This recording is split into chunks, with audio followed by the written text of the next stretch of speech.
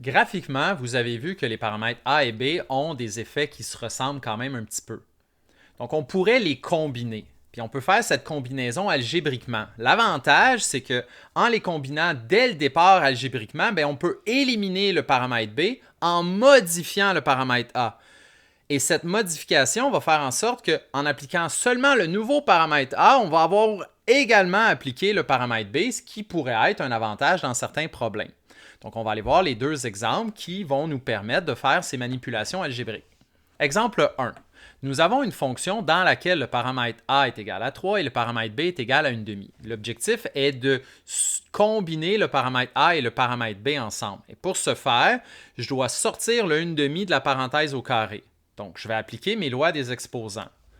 Donc, une parenthèse affectée de l'exposant 2 fait en sorte que chacune de ses composantes est également affectée de l'exposant 2.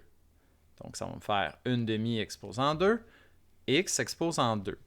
1/2 exposant 2, 1/2 fois 1/2, ça donne 1 quart. Puis x exposant 2 reste x exposant 2. 3 fois 1 quart, 3 quarts. Donc, ce que je viens de démontrer, c'est que la fonction que j'avais au début, 3 fois, entre parenthèses, 1/2 x exposant 2, est la même fonction que 3 quarts fois x exposant 2. De cette façon, j'ai combiné mon paramètre A et B, ce qui pourrait être un avantage dans certaines situations. On va aller voir l'exemple 2, dans lequel le paramètre A est égal à 1 quart, le paramètre B est égal à moins 6. Donc, je vais réappliquer le même concept.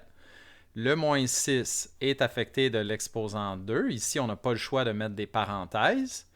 Et le x est également affecté de l'exposant 2. Donc, j'ai mis des parenthèses pour bien mettre l'accent sur le fait que c'est moins 6 fois moins 6 qui va vous donner 36.